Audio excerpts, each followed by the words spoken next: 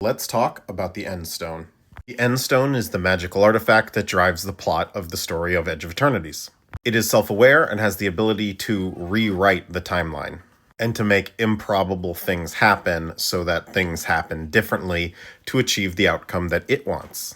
When we encounter it in the story, it's already revised the timeline several times. Sammy and Tanuk, I can't pronounce things, people. They find it in what seems to be an abandoned mining colony where it seems like everyone just disappeared one day, strongly hinting that the Endstone created that event so that Sammy and Tanuk would find it and continue the story. When Alfarael almost dies in an attack on the Sunstar Free Company, he miraculously survives the encounter, which also turns out to be the Endstone's influence, and it starts bringing all the characters that it needs to achieve its end goal together. You should really read the story. It is a great sci-fi tale.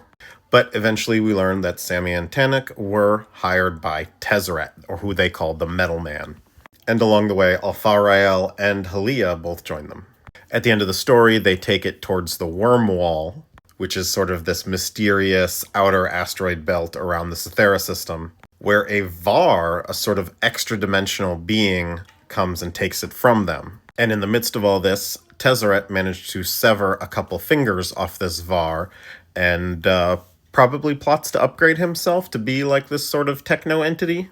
See, the Var used to be regular people, but in order to escape, like the Eldrazi in the past, they uploaded themselves to what is called the Hilderhigh, which is sort of a high-tech virtual reality plane of existence, anchored to reality through a series of Var nodes, one of which is strongly implied to be in Cythera. The node of Inevitable 24, the name of that particular Var. The story doesn't give any answers as to what exactly the Endstone really is, but given the visual motifs here, it seems to match sort of the Var aesthetic. So it's probably some sort of, maybe it's a Var node by itself, a nascent Var, something along those lines.